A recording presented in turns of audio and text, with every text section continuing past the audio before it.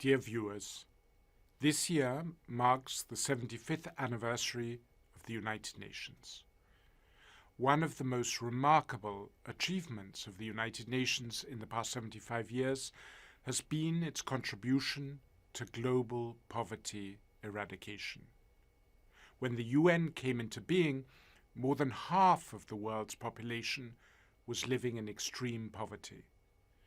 In 75 years, we've gone from 1 in 2 people living in extreme poverty to under 1 in 10 in 2019.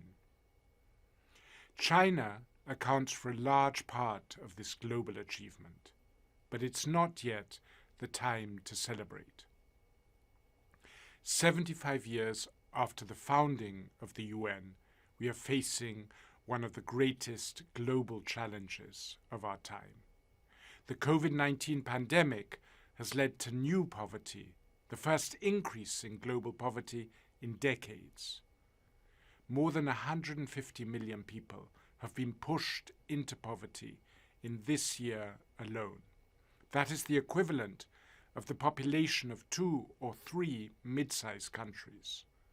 And while the number of poor people increased by 150 million, the world's billionaires have grown their already huge fortunes to a record high of $10.2 trillion during the pandemic, an increase of almost 30%.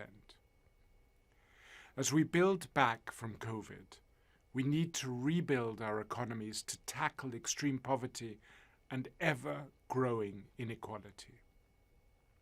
Our UN 75 global dialogues and surveys held throughout the year in all 193 UN member states reflected these aspirations.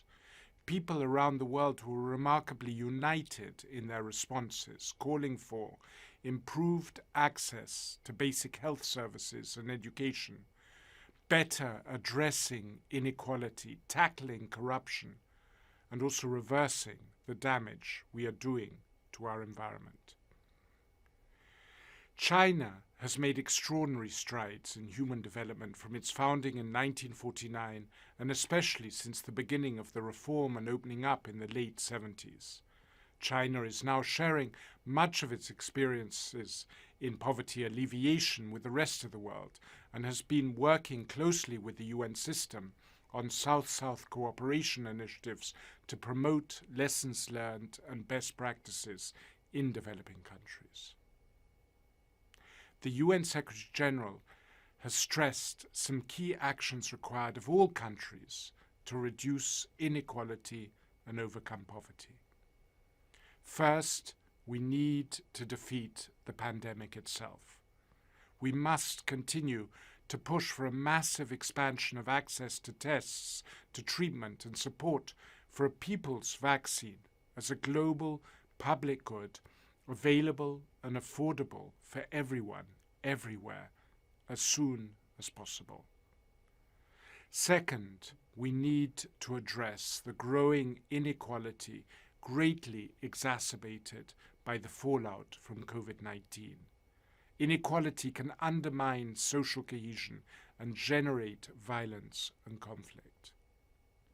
Third, we need to put greater emphasis on digital transformation and securing universal, affordable digital access for all, especially as the pandemic has strongly reinforced the digitalization of the global economy. In summary, we need to renew our collective commitment to the 2030 Sustainable Development Goals as the blueprint for progress. The biggest obstacle to poverty alleviation and overcoming inequality can be the lack of political will to put these issues front and center. Only by putting the most disadvantaged people first and by willing to commit the required resources at the national, regional and global level will we be able to address the threats posed by growing inequality and persistent poverty. Thank you.